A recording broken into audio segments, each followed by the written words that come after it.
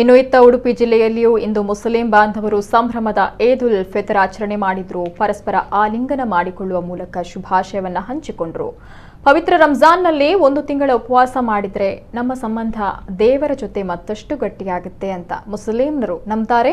ಜೊತೆಗೆ ಈ ತಿಂಗಳಲ್ಲಿ ಬಡವರಿಗೆ ದಾನ ಧರ್ಮ ಮಾಡೋದು ಹಾಗೂ ಹಸಿದವರಿಗೆ ಆಹಾರ ನೀಡುವಂತಹ ಪುಣ್ಯ ಕಾರ್ಯಗಳನ್ನು ಮಾಡಲಾಗುತ್ತೆ.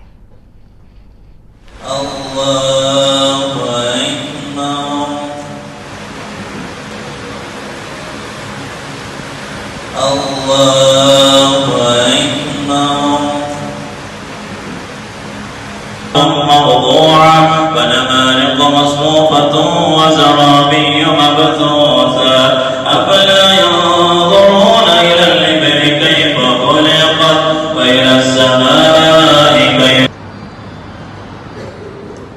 سمع الله لمن حمده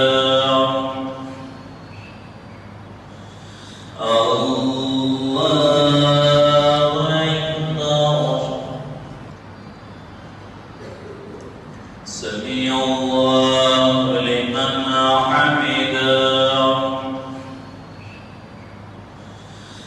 الله